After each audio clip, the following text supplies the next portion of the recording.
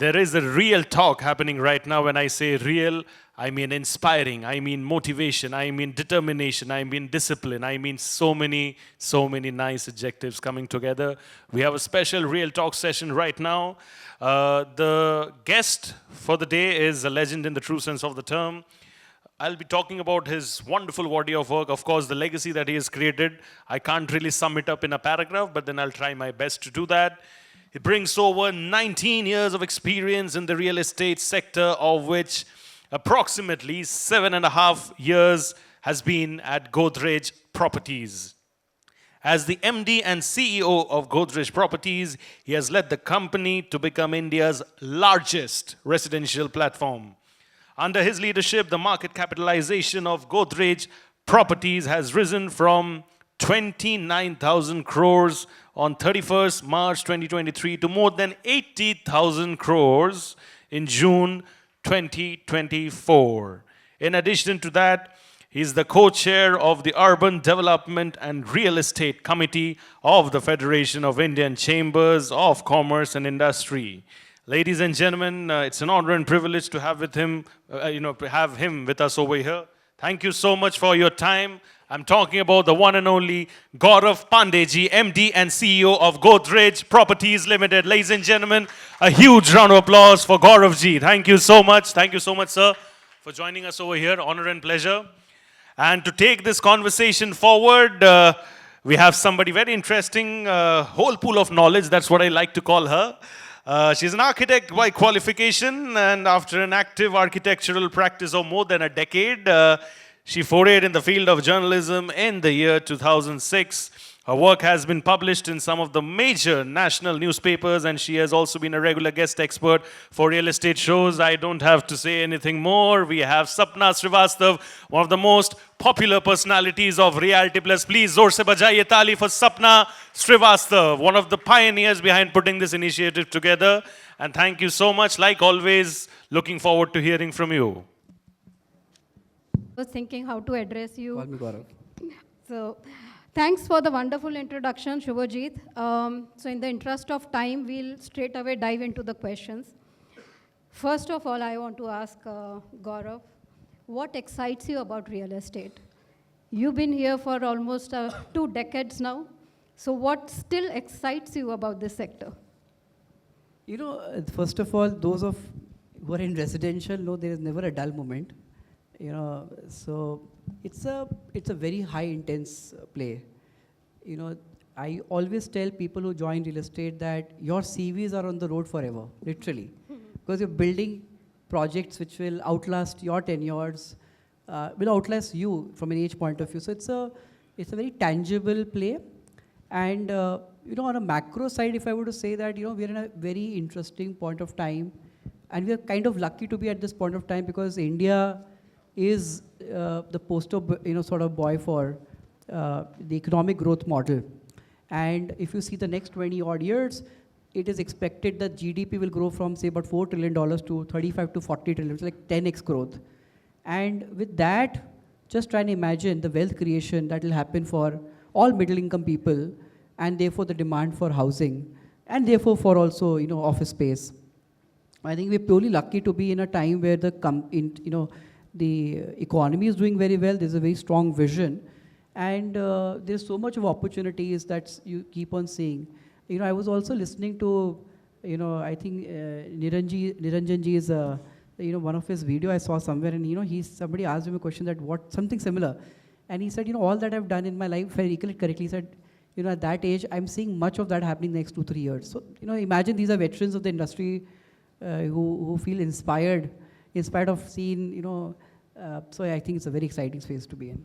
The whole, I think the scale and size of Indian real estate, I think is very exciting for anyone who's part of this industry. Talking about Godrej Properties, you've been here for 7.5 years, more than that, and you have led the success of the company. What makes you really proud of this organization? Actually, next month I'm going to complete 8 years. 14th February is the date I joined. And so difficult date to forget, actually.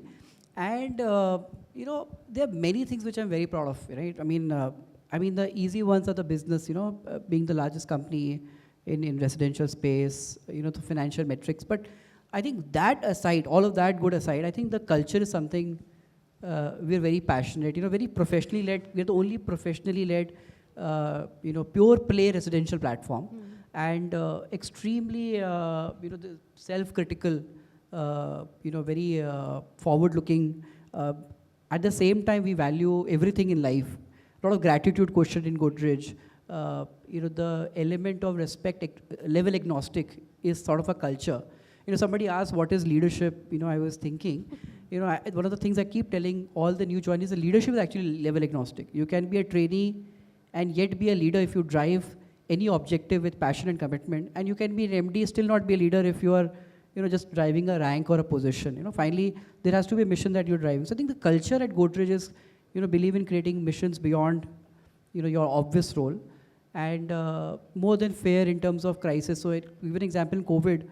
In real estate, I was hearing, and across sectors, people getting fired. I remember distinctly the promoter saying, we will not fire a single person in spite of whatever it takes.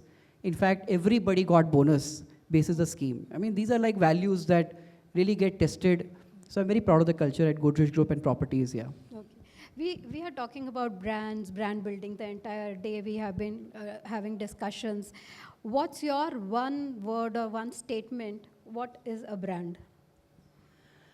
I think, brand is, there is a, there's a theoretical answer. I mean, we all learned in different B schools, brand identity, brand image, right. Brand identity, present. But, I think brand is a set of values that you stand for, and how consistently you can stand for.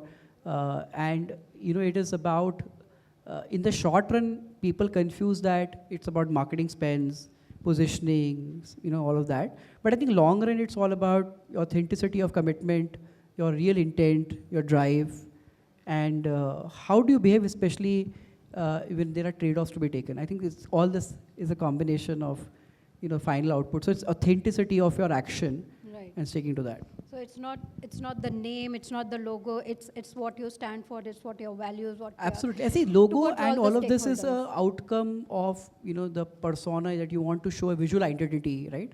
But it's the values and the consistency, right, the legacy, right, and the purpose that you're trying to build upon, right. Which is, in fact, today we had a very interesting session on something else, but it was all on brand, just as it was group branding sort of a session, and everybody was talking the same thing, that, finally, how you, behave and you stand up for your values is essentially what takes you to the next level. So brand is essentially that.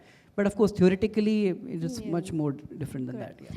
As a leader, anyone in a leadership position also faces lots of opportunities and challenges. What's your approach, over your journey over these past years with various companies?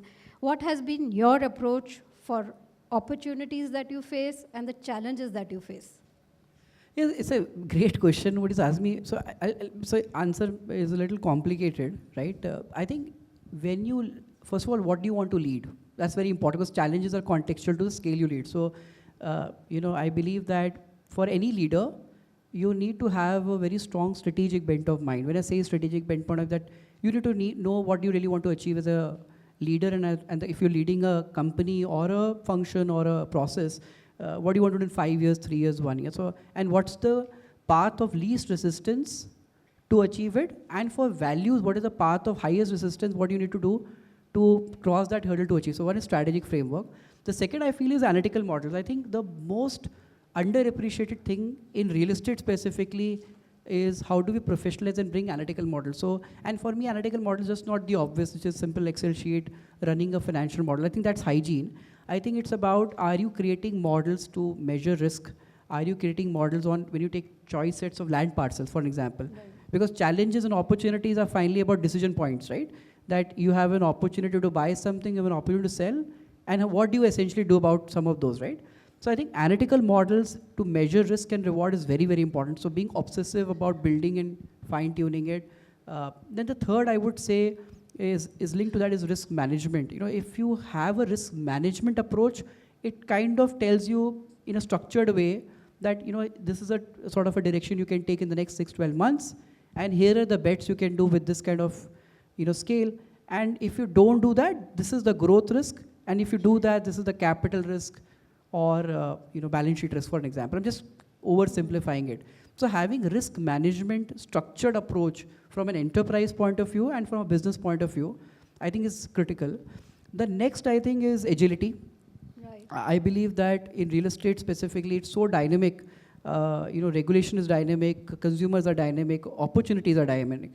And opportunities are, I use a term internally called time arbitrage. So there is a time arbitrage, right? So if you don't act on an opportunity at a time when it counts, you're irrelevant. So agile mindset. And last is, if you are leading a company which is multi-scale, what's your people strategy and how do you train and lead them? Because you can't assess the opportunity yourself. Right. And you can neither decide how to unlock that value. So you will have to build a system and processes where there's people connect. You are on the ground with them. You're taking their inputs and you co-creating it. Because gone are those days where you would think that I can do everything. It's not like that.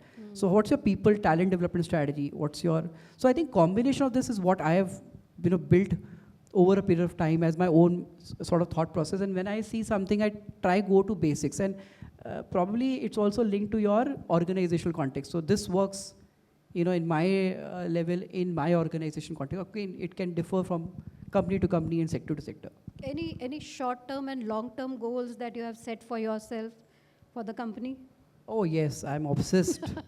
Okay. So I am a productivity geek personally, and I have like tons of quirks around that. So when I got promoted as the MD for Godrej Properties, I asked myself what is going to be my derailer.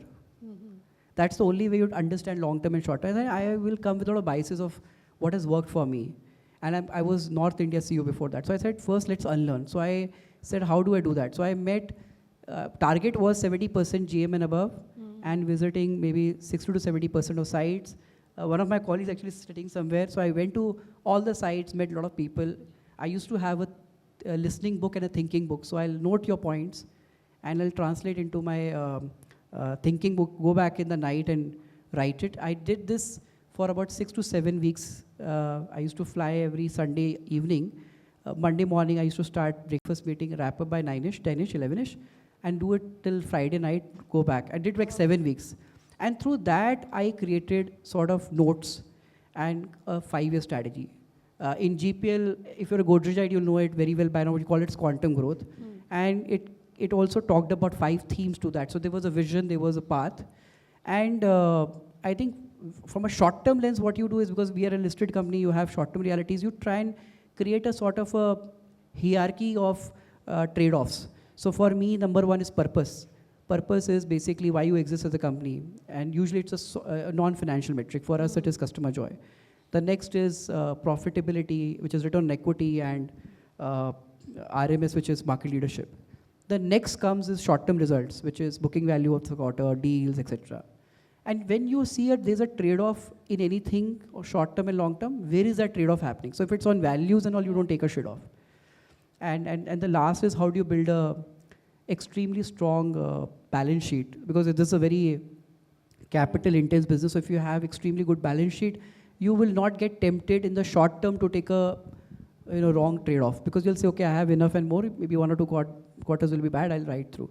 So it's just about listening to your people, co-creating a strategy through them, then building a sort of a roadmap to it, then sticking to the script and reassessing periodically, taking trade-offs when it is required, but never at the cost of your purpose or your long-term. Okay, that's a fantastic strategy, in fact. If I have to ask you, in your professional journey, one accomplishment that you are really proud of, that you would like to share with us? It was very difficult.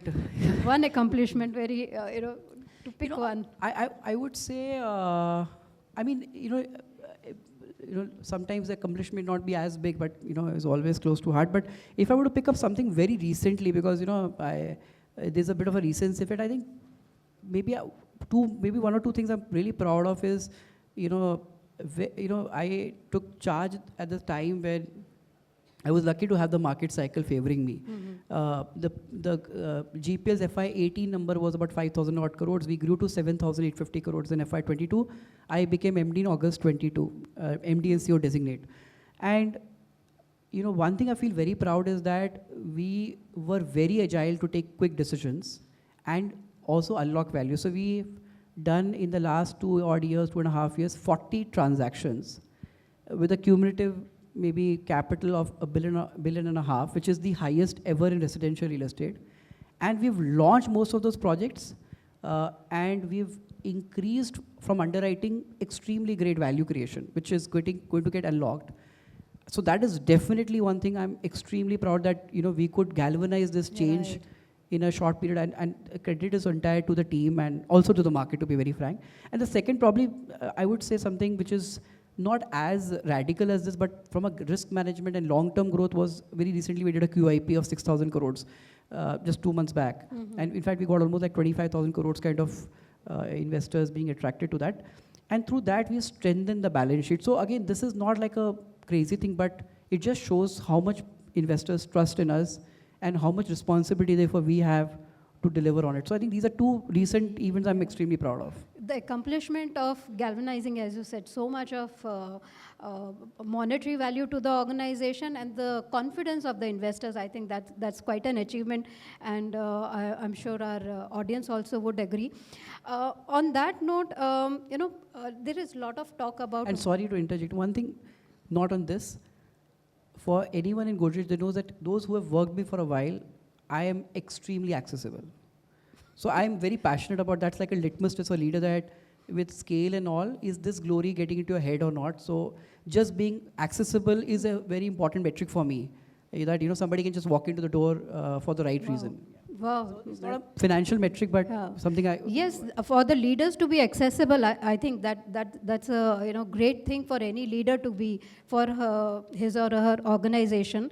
Another very important thing, which is the talk happening a lot these days, is about work-life balance, especially how you should be spending your Sundays. So, but let's not go into how you spend your Sunday, but how do you maintain your work-life balance? The honest truth is, it's a journey for all of us, I think, right? But I think good thing I'm a little lucky that, whether it's my current boss, Pirosha, he's my mentor, and he himself is very focused on mental health, work-life balance, right? And I think as leaders, you can only get your work-life balance right if you first get the work-life balance for your teams right. I mean, it is never a trade-off, especially if you're professional, it doesn't work like that. So we've done certain steps to get that for all of us. And these are something very small habits make a bigger impact. So like in Godrej Properties, it's a rule that from 8 p.m. to 8 a.m. and on weekends, you can't be writing emails to each other. Oh. And there is a code that if something is really urgent, the subject of the mail has to be urgent. And there is an auto IT trigger in the system that if you think, okay, kaun si badi baat hai, you get a silent policy of IT coming on your head. So it just, does it solve for it? Of course not. But it creates some amount of sensitivity in all of us that, okay, why are you infringing on someone's personal time? The next is, if sometimes people test that in your teams, right? They want to show off that I'm working very hard. So instead of me being very happy, I would have a sort of a tough mail that what in the earth is changing on a weekend. So I think if you do some of these behaviors very consistently, gradually, of course in some roles it's not possible, like sales customers do come on weekends, that's unfortunate, but then focusing on rosters for them. But if you do these well, and you can be a role model to them in things that you feel you want to hold yourself and teams accountable, I think then you get the balance, right?